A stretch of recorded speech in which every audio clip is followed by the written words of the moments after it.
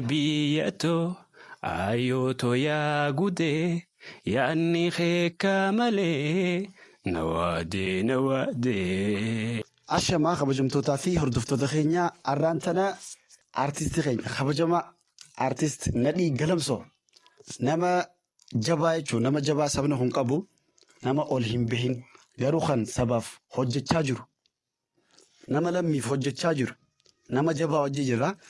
Duraan dursee mee harreen hojii jirra. Duraan dursee akkamiin nagaa jettanii akkasumatti egaa har'aan tana fataa jechuu jirra. Anis maqaan kiyya Nadhii naan jaan Nadhii Galamsoo. Nadhii Galamsoo yookaan artist Nadhii Galamsoo mee har'aan tana gaaffii deebii xixiqqoo ta'e weellistoota Oromoo keessaa weellisaan ati akkaan jaalattuu fi akkaan dinqisiifattu weellisaa kami? Dhugaadha. Weellisaan haalaan jaaladhu. Kan dhiiga kiyya keessa jiraa jee yoon sitti himee amanuu hin dandeenye. Doktara kabajaa artist Alii Birraa. Alii jechuun Adeeroo keenya. Kan fakkeenya addunyaa nama poozitiiv ta'ee nama yoo silaa weellisuu baatillee eenyummaan isaadhaa addunyaa irratti calaqqisu. Nama akkasiiti Adeeroon keenya. Hedduun isa jaaladha. Isa dinqisiifadha. Akkaan jechuun isa. Haalaan akka malee. Mee hojii isaa keessaa maaltu akka isa haalaan jaalattuu fi akka dhugaan hidda keessa seenu kasi taasise maali? Wanni haalaan akkaan egaa waan nama tokko sababa tokkoon jaalatta waan irra jaalattu qabda waan irsi jaalachiisu jira. Maaltu akka isa jaalattu si taasise mee?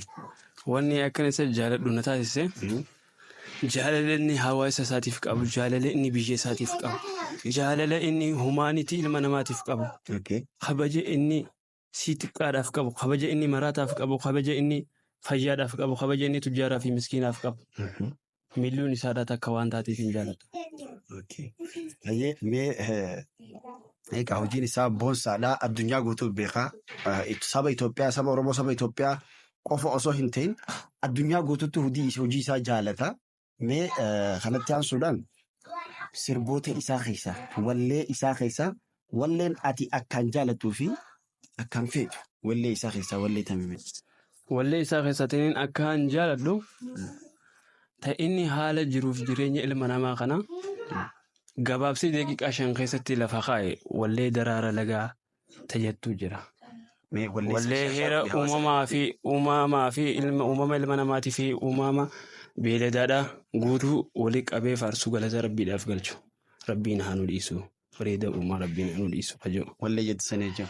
Mee egaa wallee tana hawaasa keenya kana jechuudha. Hordoftoota keenya kana akka ajaa'ibatti shambaa godhiitii daawwattoota keenya kana ittiin nu bohaarsiisin jaame. Tole. Daraara lagaa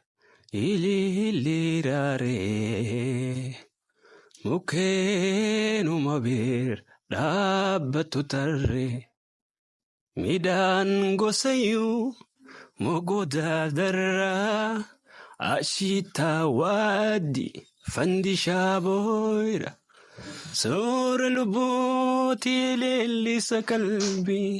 Toosuma waartuu badhaasa rabbii bareedni uumaa faaya addunyaa dhihanaa qalbii ifa jireenya himannin fixuu dubbii dheeressuun bareeda uumaa rabbii haa nu dhiisu bareeda uumaa rabbiin haa nu dhiisu.